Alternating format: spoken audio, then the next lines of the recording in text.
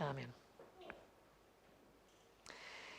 Estamos en el invierno, y en el invierno, por supuesto, abundan los virus, abundan los resfriados, abundan las enfermedades. No sé si ya has pillado alguna de estas enfermedades, algún resfriado, virus, gripe, gastroenteritis o lo que sea, pero es lo normal y sabemos que estas cosas se contagian bastante. Se contagian bastante. Ahora hemos pasado la pandemia y en la pandemia estuvimos tan atentos de a ver si me contagia, a ver si me contagian, etcétera, etcétera. Y no sé si te has fijado de a veces lo rápido y lo fácil que se contagian los resfriados. En nuestra casa somos 4 niños y Vanessa y yo somos 6, y si uno lo pilla, pues es fácil que los demás lo pillen y al final va pasando muchas veces de uno a otro. Pero no sé si te has fijado que la enfermedad se transmite muy fácil, pero la salud no. Cuando estás saludable, eso no se lo pegas a la gente, pero cuando estás enfermo, sí que se lo pegas. Como alguien dijo, todo lo malo se pega, ¿no? Lo malo se pega, pero lo bueno no. Lo bueno cuesta mucho. Quizá a veces pasa con los hábitos. Quizá hay algún hábito de tu padre o de tu madre, o de tu marido o de tu mujer, o de tu hermano o de tu hermana, algún hábito que te da mucha rabia y nunca te ha gustado ese hábito. Y vas conviviendo con esa persona, ¿y qué pasa en 2 o 3 años? Que te encuentras tú mismo haciendo ese hábito que tan poco te gustaba. ¿Por qué? Porque lo malo se pega. Como hay un refrán en España que dice, todo se pega menos la hermosura. Quizá lo habéis escuchado, todo se pega menos la hermosura. Y pasa lo mismo a veces, a nosotros nos pasa con nuestros hijos. Tiene una camiseta nueva, blanca, impoluta, preciosa. Y porque la camiseta esté limpia, la camiseta no va a limpiar algo que esté sucio. Pasa justo al revés. Lo sucio es lo que mancha lo limpio. Y lo limpio no limpia lo sucio. Si mi niño se cae al suelo, el suelo ensucia su camiseta. No, su camiseta limpia el suelo. Así que es un principio que lo vemos una y otra vez. Y en el texto que hemos leído, en el texto que Ageo escribió, que Dios le dio hace unos 2500 años, otra vez aparece este principio. Así empieza este tercer mensaje de Ageo, en el versículo 10, Dios le dice que le pregunte a los sacerdotes. Esto ocurre 3 meses después de que el pueblo se hubiera animado a reedificar, ya estaban reedificando, y Dios tiene un mensaje para ellos, porque a Dios le importa cómo edificamos la casa de Dios. Así que Dios tiene un mensaje para ellos, y Dios en este mensaje le dice a Ageo que le haga una pregunta a los sacerdotes. Una pregunta sobre las leyes que Dios había dado. Los sacerdotes tenían que saber las leyes de los rituales, de las ceremonias, de los altares, de los sacrificios, todo eso. Y en esta pregunta, la respuesta de los sacerdotes le muestra este mismo principio, que la contaminación se transmitía mucho más que la santidad. Aquello contaminado se transmitía como nada, y aquello santo no, lo santo no se transmitía de la misma manera. ¿Y por qué ocurre esto? ¿Te lo has preguntado? ¿Por qué es que muchas veces los malos hábitos se pegan mucho antes que los buenos? ¿Por qué es que cuando un niño nace, lo que se le pega son mis malos hábitos y los buenos no? O cuando alguien va a otro país a aprender otro idioma, ¿qué es muchas veces lo primero que aprende? Las palabrotas, en vez de aprender lo bueno. ¿Por qué es que vemos este principio en nuestra sociedad? Pues es fácil, porque vivimos en un mundo caído, en un mundo pecador. Por eso el pecado se transmite tan rápidamente. Por eso lo inmundo y lo sucio se transmite. Y no ocurre así con lo limpio. Y no es solo eso, sino que en el mundo en el que vivimos no hay ninguno limpio, nos dice la palabra de Dios, no hay ninguno sano. Dentro de nosotros hay una predisposición para lo malo. Y es fácil entonces, cuando tenemos dentro de nosotros una predisposición, una inclinación hacia el pecado, entonces se nos pega lo malo, se nos pega y imitamos, aprendemos, somos contagiados también de lo malo, porque ya dentro de nosotros están esas cosas. ¿Cuál es la respuesta? En el Evangelio encontramos la respuesta. Cristo Jesús, que vino del cielo, que vivió perfectamente una vida de justicia, que murió como sustituto del pecador y que resucitó con poder, Él es el que cambia todo esto, porque Él sí que era totalmente limpio, totalmente sin pecado. Y en Él sí que podemos ser limpiados, sanados de nuestra impureza, inmundicia y pecado. Así que cuando Dios le da este mensaje al pueblo, les quería hablar de estas cosas. Les quería hablar de la condición del hombre, la condición inmunda del hombre sin Dios, del hombre sin Cristo. Y es que Dios quería que el pueblo edificara el templo, pero no de cualquier manera. No vale todo para edificar la iglesia de Dios. No vale cualquier persona que esté dispuesta para edificar la iglesia de Cristo. Dios quería que los que edificaran tuvieran corazones purificados, manos limpiadas. Y es por eso que en el versículo 14 Dios tenía algo fuerte que decirles y les dice: todo lo que aquí ofrecen y todas las personas son inmundas, son inmundas.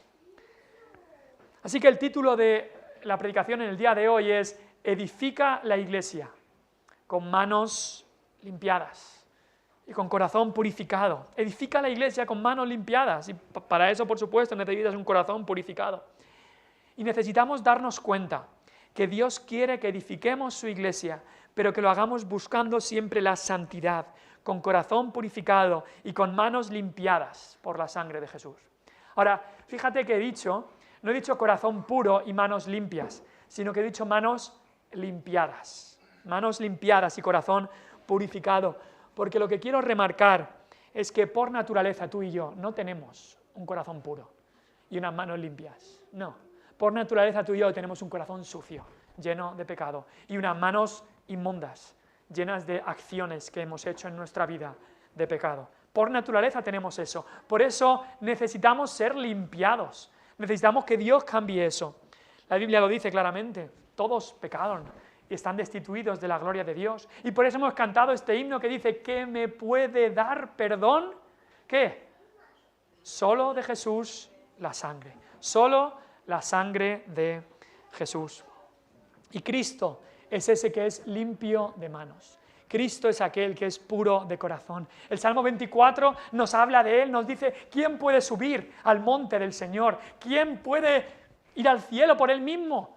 Y nos dice que los requisitos son el que sea limpio de manos y puro de corazón, el que no ha elevado su alma a cosas vanas, ni jurado con engaño, y solo una persona cumple ese requisito, que es Cristo Jesús. Cristo Jesús sí que podía tener comunión con el Padre por sí mismo. Cristo Jesús sí que pudo subir al monte de Dios, sí que pudo ascender y las puertas del cielo se abrieron ante Él, porque era puro y limpio, sin pecado. Así que hay un mensaje aquí importante que Ageo quería transmitirle al pueblo de Dios, que es para edificar la casa del Señor, el templo, para edificar la iglesia. Si tú eres cristiano, eres llamado a edificar la iglesia. Pero no vale de cualquier manera. No vale cualquier manera. Dios quiere que nuestras manos estén limpiadas continuamente y constantemente, que nuestro corazón esté siendo purificado. Ahora, ¿cómo uno se da cuenta de estas cosas? Pues hay una palabra, hay una frase que Ageo utiliza bastantes veces en este libro, y es la frase: meditad en vuestro corazón. Mira conmigo el versículo 15. Dice ahí: ahora pues, meditad en vuestro corazón, desde este día en adelante. Mira el versículo 18, meditad pues en vuestro corazón. Capítulo 2, versículo 18, desde este día en adelante, meditad. Y luego al final del versículo otra vez, meditad pues en vuestro corazón. 3 veces lo dice en unos versículos. Era algo importante. Y antes de entrar en cómo debían edificar, y hay algo importante aquí, que es que la manera de darse cuenta de todo esto es a través de la meditación, a través de meditar. Y no solamente en este capítulo, quería remarcar también en el capítulo 1, aparece 2 veces la frase: meditad sobre vuestros caminos. En un libro tan pequeño como el de Ageo, aparece 5 veces: meditad, meditad, meditad, meditad, meditad. Versículo 5 y versículo 8 del capítulo 1, meditad sobre vuestros caminos. Dios quería que meditaran sobre cómo les habían ido las cosas, que se dieran cuenta de cómo habían sufrido, de lo que les había ido mal, que era por su pecado, por su pereza de no edificar el templo, de no obedecer a Dios. Ahora, antes de empezar a ver qué hemos de meditar, quiero simplemente hacer un tiempo aquí para ver la importancia de la meditación.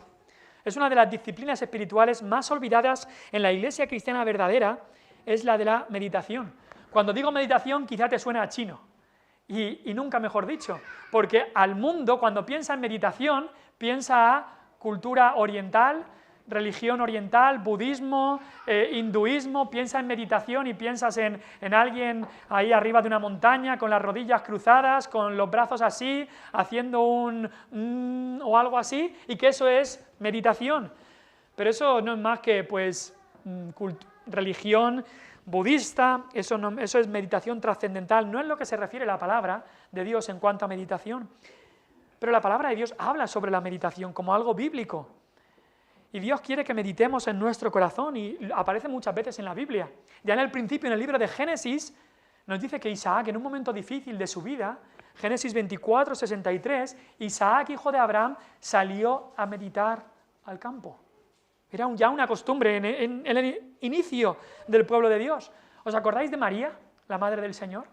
Cuando vinieron los pastores y habían recibido esta visión de los ángeles, vienen los pastores, ¿y qué hace María cuando se van los pastores? Nos dice Lucas 2, 19, que María guardaba estas cosas en su corazón, meditándolas en su corazón. Luego María fue con José y con el niño Jesús al templo cuando tenía 12 años, y Jesús estuvo enseñando allí en el templo y preguntando, y su madre nos dice, guardaba todas estas cosas en su corazón. Es una disciplina bíblica, la meditación. Y como cristiano también, pues sí. La Biblia nos dice incluso a los cristianos en Filipos, cristianos que estaban sufriendo persecución, que estaban desanimados, que estaban enfrentando dificultades. Filipenses 4:8, Pablo les dice, por lo demás, hermanos, todo lo que es verdadero, todo lo honesto, todo lo justo, todo lo puro, todo lo amable, todo lo que es de buen nombre, si hay virtud alguna, si hay algo digno de alabanza, en esto pensad, en esto meditad. La Biblia quiere que meditemos en aquellas cosas que son buenas, en aquellas cosas de la palabra de Dios. Para un pastor joven como Timoteo, Pablo le dice, medita. 1 Timoteo 4:15, ocupa tu mente, medita, reflexiona en estas cosas que te he enseñado. Es decir, Pablo le dice, te está enseñando sermones, doctrina, pues medita en estas cosas, reflexiona, permanece en ellas. ¿Sabes qué es lo que pasa? Tantos sermones se predican, quizá tú estás aquí y has escuchado muchísimos sermones, predicaciones, quizá incluso a veces te pones una por la semana, pero quizá vienen los miércoles, quizá vienen los domingos, quizá has escuchado muchísimas predicaciones, pero tantas se pierden por falta de meditación. Escuchar muchísimas predicaciones, mira lo que voy a decir, no te hace ningún bien si no meditas en lo que se dice. Piensa en eso, venir aquí y escuchar la palabra de Dios no te hace ningún bien si no meditas en lo que se dice. En casa puedes tener el frigorífico lleno de comida, pero qué bien te hace eso si no sacas la comida del frigorífico y te la comes y la digieres. Pues igual, puedes venir aquí y aquí se habla de comida espiritual, pero si tú no te la traes a tu vida y la digieres y la meditas, no sirve de nada. Como alguien dijo, hace ya pues 400 años, un pastor dijo, 1 hora de meditación, de buena meditación bíblica, vale más que escuchar 1000 sermones, y esto no es rebajar la palabra, sino honrarla. Ahora, por supuesto que el que medita en la palabra va a querer estar cuando se predica la palabra, pero cuidado con pensar que si yo voy el domingo y escucho, pues ya está, eso me vale. No te va a hacer bien si no lo guardas en tu corazón. Es como cuando tienes una herida. El otro día me hice una herida en el dedo. Si tú te pones una tirita por 1 minuto y luego te la quitas, no te va a hacer ningún bien. Ah, pero la tirita cura. Pues no sé si cura. Lo que tienes que hacer es dejártela ahí puesta.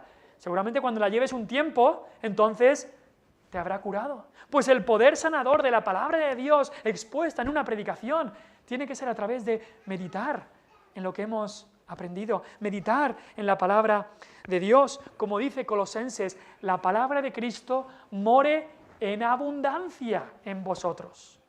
No es que yo he escuchado y ya está, es meditar en la palabra de Dios.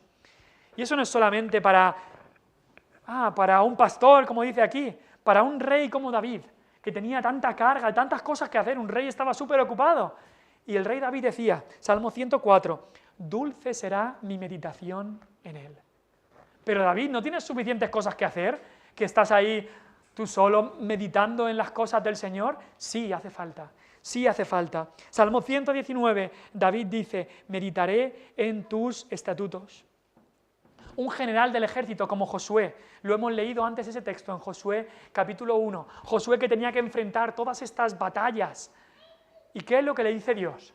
Prepárate una buena táctica, llama a más aliados para pelear, pon las espadas, afila las espadas. Eso no era lo principal. ¿Sabes lo que le dice que es lo principal? Lo que le dice Dios que es lo principal a Josué, le dice Josué 1:8.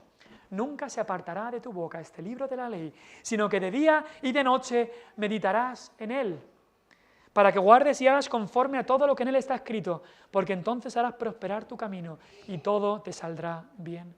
Y esto es para cualquier persona. El Salmo 1 dice, bienaventurado el varón, y luego dice que en la ley del Señor está su delicia y en su ley medita de día y de noche. Es una disciplina que necesitamos. Hay una importancia muy grande en la meditación.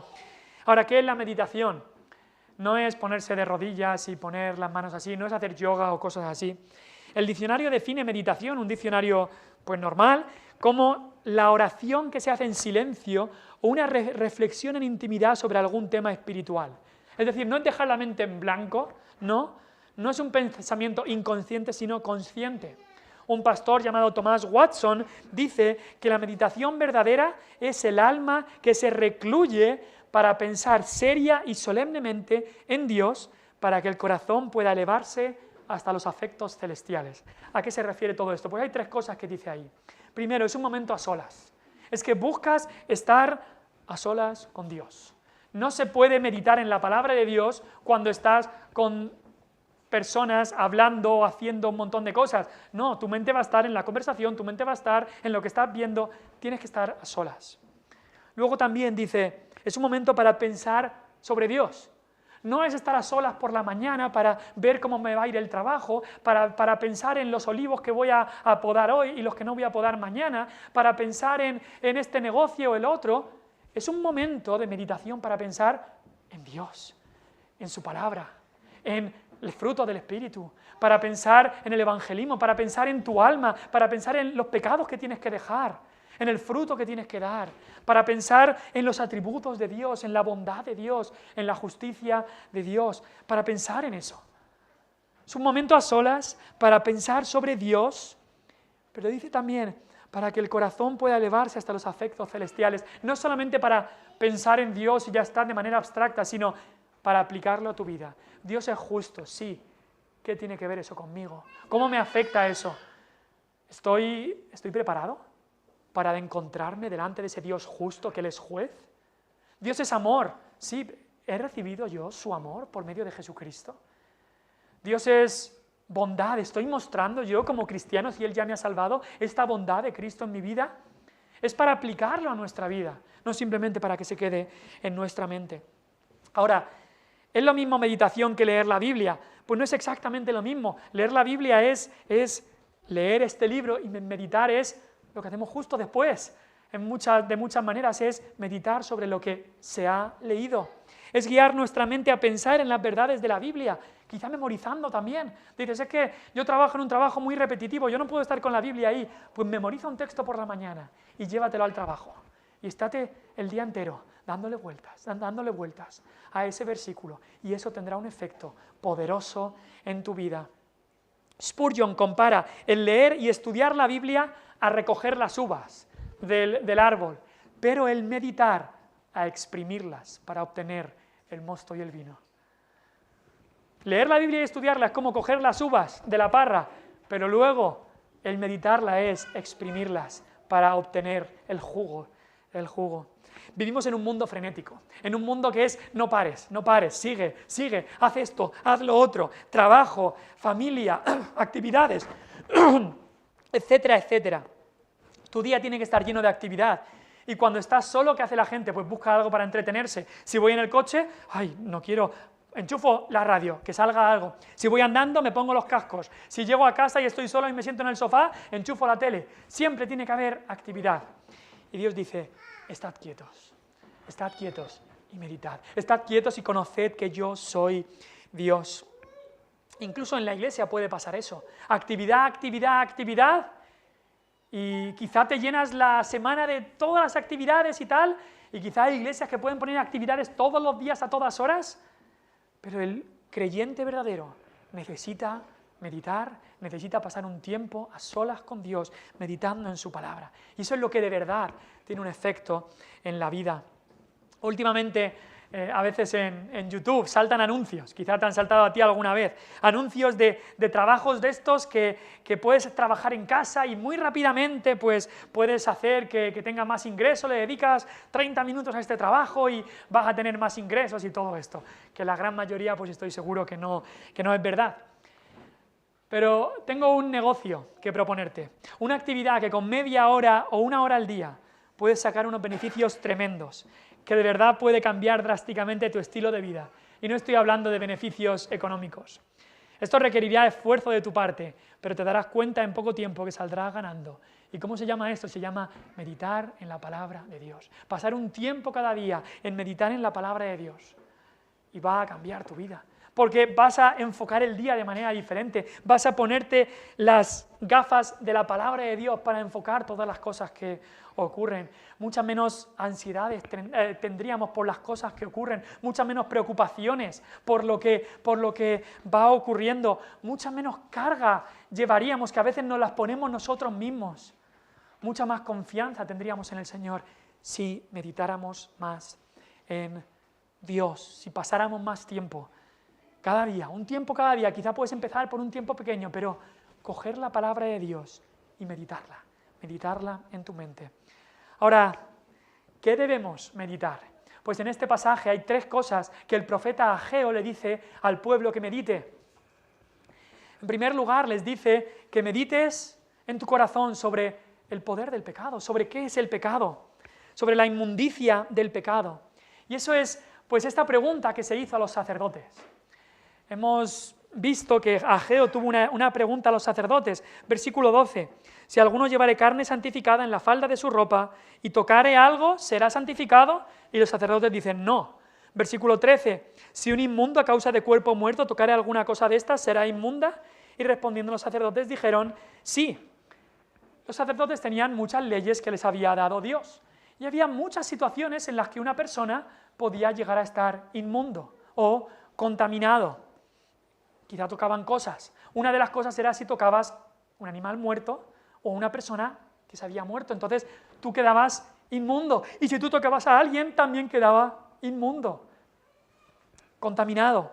También, por ejemplo, lo vemos, Dios lo hizo con el tema de la lepra. Un leproso debía ir gritando por el pueblo, inmundo, inmundo, para que la gente no se acercara y lo tocara. Porque si lo tocaban, quedaban ellos inmundos también. Y vemos aquí leyes una y otra vez que Dios dio en cuanto a inmundo. Y vemos que Dios quería enseñarles que no solamente externamente, ritualmente o ceremonialmente impuro o inmundo, sino quería enseñarles que el corazón, de por sí, de manera natural, el corazón del hombre está inmundo. Ven conmigo a Romanos 3, por favor. Romanos, capítulo 3. Tenemos en la Biblia Hechos, o sea, el Nuevo Testamento. Después de Hechos tenemos Romanos. Romanos capítulo 3. Mira una descripción de lo inmundo que está el hombre por su pecado. Romanos 3, versículo 10. El 9 acaba diciendo que todos están bajo pecado. Romanos 3, 9 y Romanos 3, 10 dice como está escrito. Y aquí Pablo coge versículos del Antiguo Testamento y los pone todos a una. Romanos 3, versículo 10. Como está escrito, no hay justo, ni aun uno. No hay quien entienda, no hay quien busque a Dios. Todos se desviaron, a unas se hicieron inútiles. No hay quien haga lo bueno, no hay ni siquiera uno. Y luego vamos viendo un poco más esta inmundicia. Dice, sepulcro abierto es su garganta. Su garganta está llena de podredumbre, de muertos. Con su lengua engañan, mentira. Hay veneno de áspides, de serpientes, debajo de sus labios.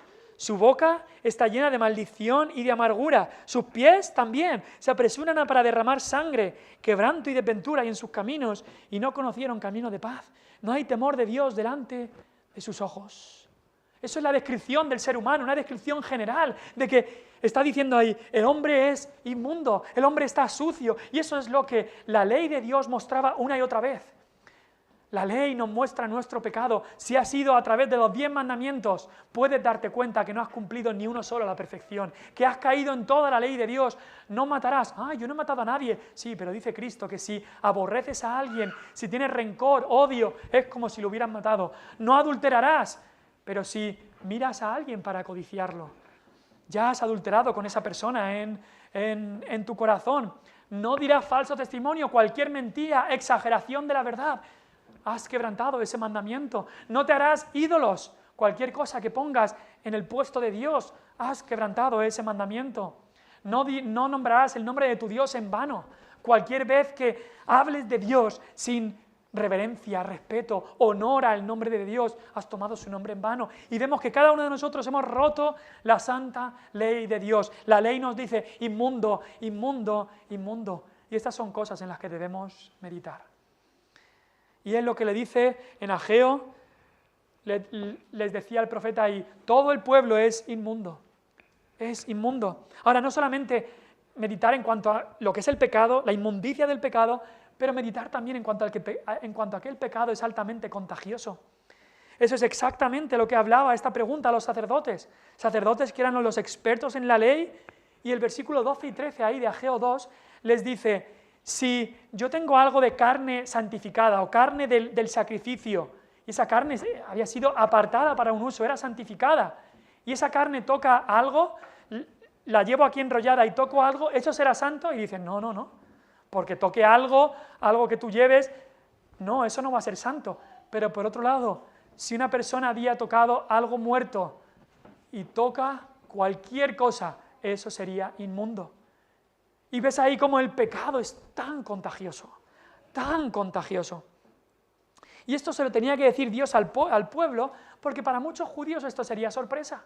Ellos pensaban que si yo voy, aunque yo viva una vida, da igual el pecado, pero si yo voy al templo y pongo mi piedra allí, pongo mi granito de arena en construir el templo, y yo compro esta puerta, la pongo yo de mi bolsillo, vamos a comprar esta puerta, y estas piedras las he buscado yo y las pongo yo. Si yo doy de mi tiempo, si yo doy de mi dinero, eso me tiene que santificar, ¿no? Pero su vida estaba llena de pecado. Y dicen, no, así no es como funciona. Si yo me acerco a los cristianos y me rodeo de cristianos, eso me tiene que santificar, ¿no? Y Dios dice, no, así no es como funciona. No. Muchos de ellos quizá también iban a hacer algún sacrificio ahí al altar y decían, bueno, si esta carne de este corderito ha sido sacrificado y yo traigo la carne de vuelta a casa, eso va a santificar toda mi casa. Y Dios les dice, no funciona así.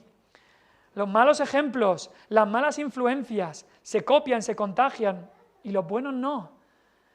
Quizá algunos habían pensado así, sin arrepentirse. Pensaban que por acercarse, por roce, eso les santificaría.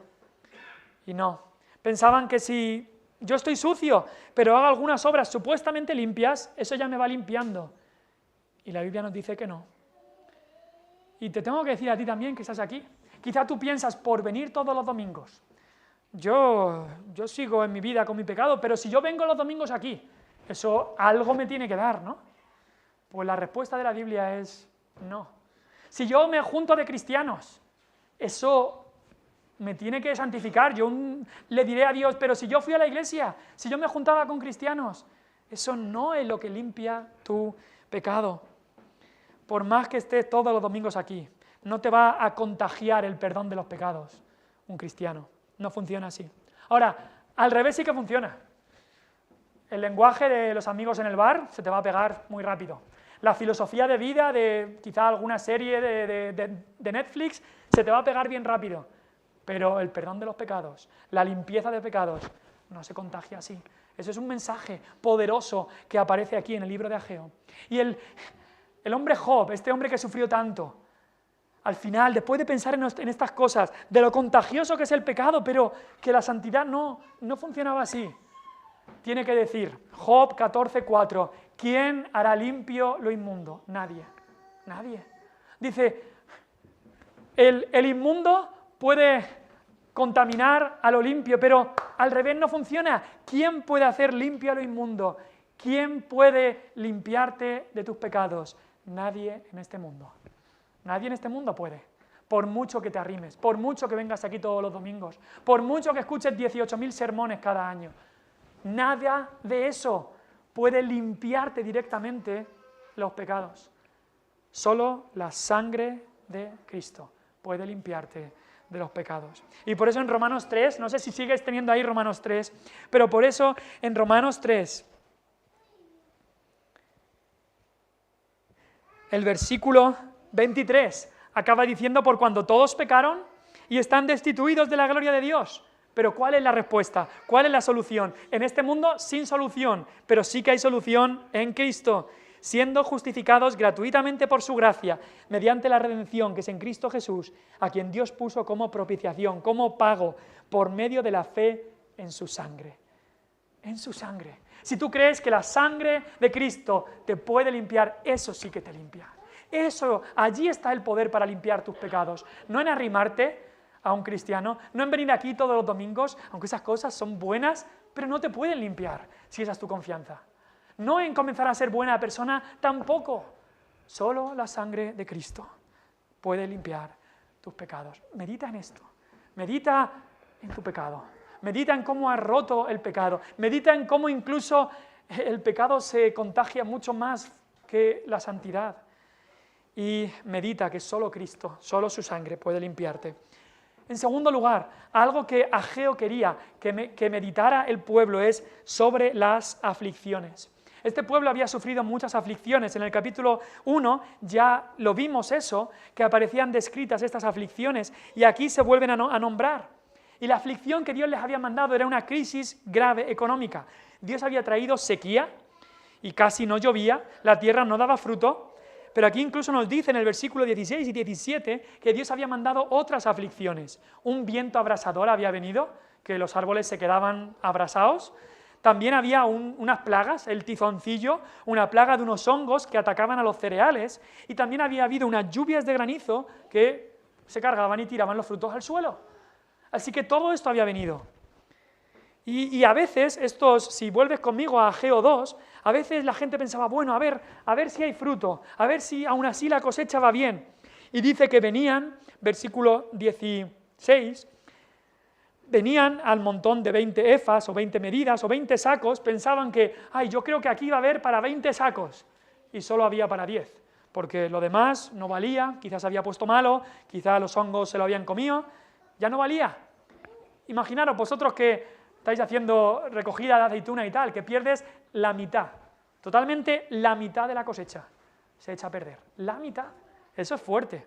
Y luego incluso los que recogían uva pensaban que, bueno, aquí hay uvas para 50 cántaros, y llegaban y solo había para 20 cántaros, más de la mitad, lo habían perdido. Y Dios había traído estas aflicciones. ¿Qué debemos hacer cuando llegan aflicciones? ¿Sabe lo que debemos hacer? La Biblia nos lo dice. Eclesiastés 7:14 dice: en el día del bien, goza del bien, y en el día de la adversidad, considera,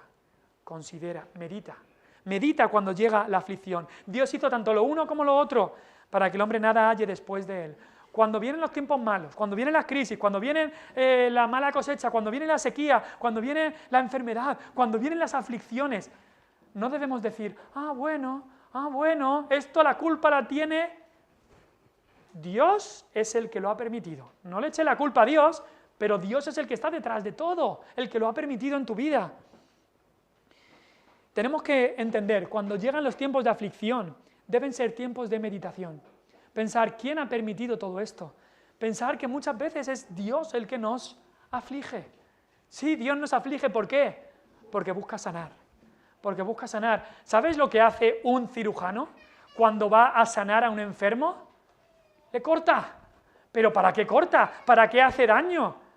¿No? Sí, tiene que cortar a veces. Cortar por lo sano, para sanar lo que hay.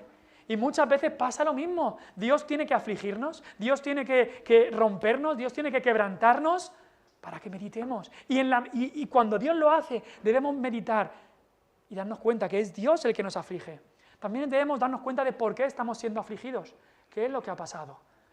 A veces las aflicciones vienen como pruebas, como le vino a Job. Él no había pecado para recibir esa prueba, pero fue una prueba, o sea, no era disciplina, sino que era prueba que venía de Dios.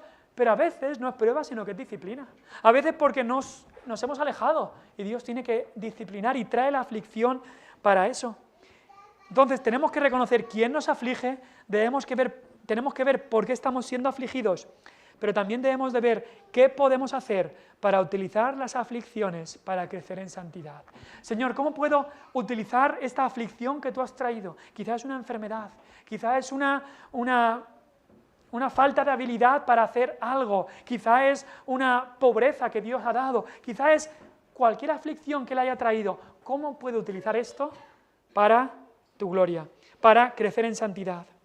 Por eso, medita en esto. Medita por los caminos, meditad pues en vuestros caminos. Muchas veces, cuando corregimos a los niños y reciben un castigo por algo que han hecho, es muy importante que el niño entienda qué es lo que ha hecho mal y por qué viene el castigo. Porque si el niño ha hecho algo mal y recibe el castigo sin saber, no le va a venir bien. Igual en nuestra vida. Cuando algo ocurre, alguna aflicción, y a veces las aflicciones ocurren porque nos hemos desviado del camino, debemos de pensar, ¿quién es el que ha permitido esto? Debemos de pensar por qué Dios nos ha afligido y debemos de pensar y meditar qué podemos hacer para utilizar esa aflicción para su gloria. Como decía el apóstol Pablo, que Dios le dijo, este aguijón en la carne te lo voy a dejar, esta aflicción va a estar aún. Y dice, pues me gloriaré más bien en la debilidad para que repose sobre mí el poder de Cristo. Porque aún en nuestra debilidad su gracia abunda. Así que meditamos en nuestro pecado, meditamos en las aflicciones, pero más que nada, medita en tu corazón sobre la misericordia de Dios, que es lo que sobreabunda en todo. Medita en que aún en las aflicciones Dios ha tenido misericordia. Estas aflicciones que había sufrido el pueblo de Dios, esperaban que hubiera 50 cántaros de mosto de vino y al menos había 20. Podía Dios haberlo quitado todo, pero al menos había 20. Creían que iban a tener 20 medidas de trigo, pero había 10. Dale gracias al Señor de que al menos había 10. Su misericordia, nos dice Jeremías en el libro de Lamentaciones, por su misericordia no hemos sido consumidos. Porque si Dios hubiera si Dios hubiera mostrado juicio sin misericordia, estaríamos todos los que hay aquí ya en el infierno. Pero en la misericordia de Dios, pero Dios por su gran misericordia con que nos amó, cuando aún éramos pecadores, Cristo murió por nosotros. Así que siempre tenemos que meditar en la misericordia de Dios, aún en las aflicciones, aún en la enfermedad que Dios trae. Decirle, gracias Señor, porque aún en esta enfermedad puedo seguir haciendo esto, y puedo seguir haciendo esto, y puedo seguir haciendo lo otro. La misericordia de Dios es grande aún en la aflicción. Medita también en la misericordia del Señor, en cómo Él te ofrece su bendición. Él te ofrece su bendición. Aquí al pueblo le dice, mirad todo esto, habéis seguido en vuestros caminos impuros. Algunos se piensan que por venir, aunque lleven vidas impuras y vidas de pecado, que por venir y poner unas piedrecitas en el templo, entonces eso les va a santificar, pero así no funciona. Y aún con todo eso, dice, pero desde este día, si vienes a mí, desde este día os bendeciré. Así acaba el texto, mostrando la disposición, las ganas de Dios de bendecir a su pueblo. Dios tiene ganas de bendecirte y más que nada bendecir tu corazón y bendecir tu alma. Eso Dios quiere y Dios está dispuesto. Alguien ha dicho que Dios está mucho más dispuesto a perdonarnos de lo que nosotros estamos dispuestos a buscar su perdón. ¿Y no es verdad eso? Dios es ese padre del hijo pródigo que siempre está con los brazos abiertos. Cuando el hijo viene arrepentido de verdad, Dios está con los brazos abiertos. Así que medita en su misericordia. Pero más que nada, medita en Cristo. Medita en Cristo. Que tus meditaciones te lleven a la cruz del Calvario. Porque ahí es donde vemos cómo nuestro pecado fue llevado por Cristo. Él fue afligido para que nosotros pudiéramos recibir la misericordia. Ahí en la cruz de Cristo es donde todos los atributos de Dios se ven claramente expuestos. Medita en Cristo.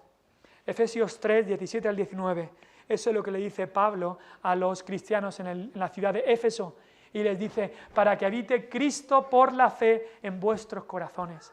El corazón es el lugar donde meditamos, nuestra mente, pero el centro de nuestro ser. Y meditamos en Cristo, para que habite Cristo por la fe en nuestros corazones, a fin de que arraigados y cimentados en amor, seamos plenamente capaces de comprender con todos los santos cuál sea la anchura, la longitud, la profundidad y la altura ¿de qué? Del amor de Cristo. Conocer el amor de Cristo, que excede a todo conocimiento, para que seáis llenos de toda la plenitud de Dios. Hay un llamado hoy cristiano a meditar. Meditar en tu pecado, sí. Meditar en cómo te has alejado, te has revelado, en cómo hemos roto la ley de Dios. Meditar en las aflicciones que han venido a nuestra vida, en estos caminos por los que Dios nos ha llevado para mostrarnos más de Él, para que nos cojamos más a Él. Y meditar en su misericordia, en cómo Él está dispuesto a bendecir. Y meditar más que nada en su misericordia. El centro de su misericordia y de su gracia es Cristo, es Cristo. Meditemos en Él. Tengo buenas noticias si estás aquí y no conoces a Cristo. Tengo buenas noticias para ti. Y es que en Cristo lo bueno se pega también. Si vienes tú a Él, ¿sabes lo que hace Él? Su justicia, su abrigo de justicia, su vida perfecta, se la quita y te la da a ti. Y tu pecado horrendo y abominable lo coge y lo lleva a Él. Cuando tú vienes a Cristo por medio de la fe, Él te pasa su justicia y Él coge tu pecado y lo lleva en esa cruz del Calvario en la que murió hace 2000 años. Y su hermosura, la hermosura de Cristo, la hermosura de la santidad, como decían los salmistas, viene a la vida del que realmente cree en Cristo. ¿Has confiado en Cristo? ¿Has confiado en Cristo? Por acercarte a otro cristiano no se te va a venir al corazón el perdón de pecados, pero cuando te acercas a Cristo, arrepentido de tu pecado, arrepentido de verdad y confiando en Él, y vienes a Él y le recibes, pones tu mano en Él, le tocas, vienes a Él, entonces sí tu pecado es perdonado, entonces sí tu alma es limpiada, entonces sí tu vida cambia, se transforma de una vida de pecado a una vida de santidad, de una vida de inmundicia y suciedad a una vida de santidad y hermosura espiritual.